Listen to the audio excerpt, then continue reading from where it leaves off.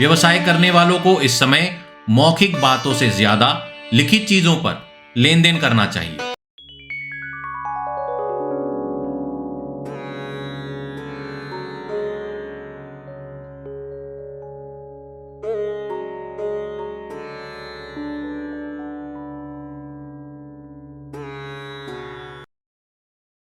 नमो नारायण मित्रों, मैं राहुल ईश्वर आप सभी का बहुत बहुत स्वागत करता हूं मैं भाग्य मंथन में। आज हम बात करेंगे कुंभ राशि के ऊपर राहु और केतु ग्रह के गोचर का क्या प्रभाव रहने वाला है। चंद्र राशि कुंभ के अनुसार 30 अक्टूबर 2023 को राहु ग्रह 4:37 पर मेष राशि के ऊपर से उल्टा चलते हुए मीन राशि में आ जाएंगे और वहीं केतु ग्रह तुला से कन्या में आ जाएंगे। आपकी जानकारी के लिए आपको बता दें कि राहु और केतु सदैव वक्री रहते हैं और इनका गोचर वक्री अर्थात उल्टा ही होता है। राहु ग्रह मीन राशि पर और केतु ग्रह कन्या राशि पर अगले 18 महीनों तक रहेंगे। राहु गोचर के प्रभाव की चर्चा से पूर्व मैं आपको गोचर शब्द और इसके संबंध में जानकारी देना चाहूंगा, क्योंकि कई लोग गोचर शब्द के ऊपर प्रश्न करते हैं और इसके बारे में जानकारी चाहते हैं कि यह क्या होता है। गो अर्थात तारा या ग्रह, चर का अर्थ यहां चलने से अर्थात चाल से है, अर्थात ग्रहों का चलना या उनकी मूवमेंट। गोचर का फलादेश अष्टक वर्ग फलादेश पद्धति से ही संबंधित है। अष्टक वर्ग के ही मूल सिद्धांतों को आधार बनाकर ज्योतिषाचार्य ग्रह गोचर के शुभ एवं अशुभ परिणामों को लेकर बड़ी बड़ी भविष्यवाणियां करते हैं। कुंभ राशि की चंद्र कुंडली के अनुसार राहु ग्रह का गोचर द्वितीय भाव में होगा। द्वितीय भाव को धन भाव भी कहते हैं। इस भाव से परिवार, कुटुंब सुख, दाहिना नेत्र, धन संपदा, चल संपदा, वाणी, दृष्टि और विवेक का विचार किया जाता है।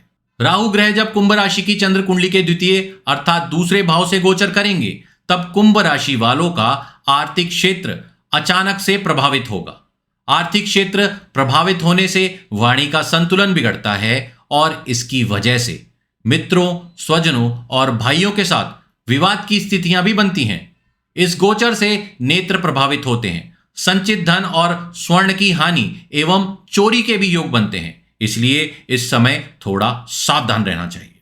राहु ग्रह के प्रभाव को ठीक से समझने के लिए हमें यहां उनकी दृष्टियों के बारे में भी चर्चा करनी पड़ेगी। राहु ग्रह की 3 दृष्टियां होती हैं, एकपाद, द्विपाद और त्रिपाद।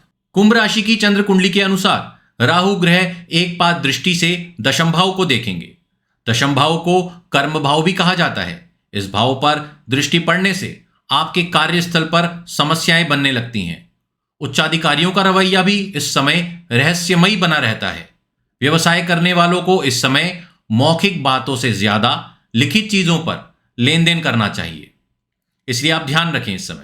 इस समय अत्यधिक विश्वास खतरनाक हो सकता है, बहुत ज्यादा। द्विपाद दृष्टि से राहु ग्रह आपके अष्टम भाव को देखेंगे। अष्टम भाव को आयु भाव भी कहा जाता है। इस भाव पर जब राहु ग्रह की दृष्टि पड़ती है तो पुरानी चीजें बाहर आने के योग बनते हैं। इस समय पेट से नीचे के हिस्से में रोग होने के योग बनते हैं। मानसिक कष्ट में वृद्धि होती है और छोटी छोटी बातों को भी हम अपने लिए बहुत बड़ा बना लेते हैं। इस समय हमें किसी चीज को लेकर हद से ज्यादा संदेह नहीं करना चाहिए। इस समय संदेह करने से बचें। त्रिपाद दृष्टि से राहु ग्रह आपके षष्ठ भाव को देखेंगे। षष्ठ भाव को रोग, ऋण और शत्रु भाव भी कहा जाता है। इस भाव पर जब राहु की दृष्टि पड़ती है तब अचानक शरीर पर छोटे और बड़े रोगों का प्रभाव देखने को मिलता है। छुपे हुए शत्रु इस समय सिर उठाने लगते हैं। धन की समस्या के चलते ऋण लेने के भी योग बनते हैं। कुंभ राशि की चंद्र कुंडली के अनुसार केतु ग्रह का गोचर अष्टम भाव में होगा। अष्टम भाव को आयु भाव भी कहते हैं।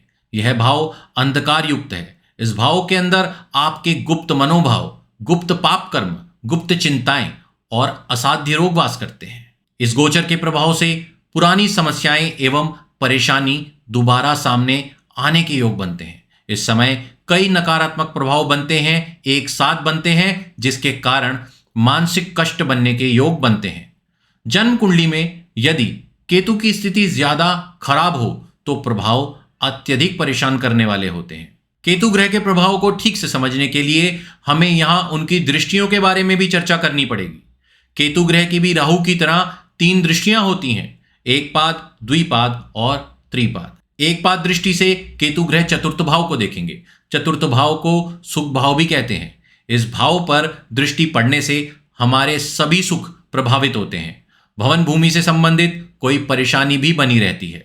इस समय वाहन का प्रयोग बहुत ध्यान से करना चाहिए। हृदय और श्वसन संबंधी कोई समस्या भी, कुछ परेशानी आपके सामने बन सकती है। द्विपाद दृष्टि से केतु ग्रह आपके द्वितीय भाव को देखेंगे। द्वितीय भाव को धन भाव भी कहते हैं। इस भाव पर केतु की दृष्टि पड़ने से कुटुंबियों के बीच कोई विवाद बड़ा रूप ले लेता है। आंखों में पीड़ा रहती है और नेत्रों से संबंधित कुछ ना कुछ समस्याएं बनती ही रहती हैं। इस समय पर संचित धन फिजूल चीजों पर खर्च करने से इस समय बचना चाहिए। त्रिपाद दृष्टि से केतु ग्रह आपके द्वादश भाव को देखेंगे। द्वादश भाव को व्यय भाव भी कहते हैं। इस भाव पर केतु की दृष्टि पड़ने से पेट के नीचे के हिस्से में रोग के चलते पैसे खर्च होते हैं। इस दृष्टि के प्रभाव से नेत्रों पर भी नकारात्मक प्रभाव पड़ता है।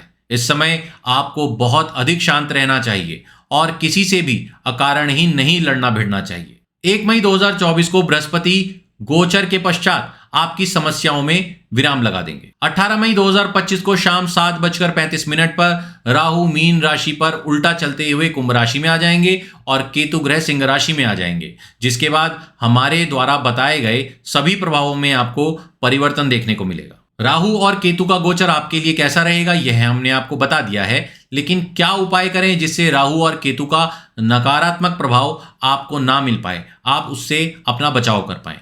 उसके लिए उपाय सुन लीजिए। उपाय नंबर 1, प्रतिदिन नहाने के जल में कुशा डाल करके नहाएं।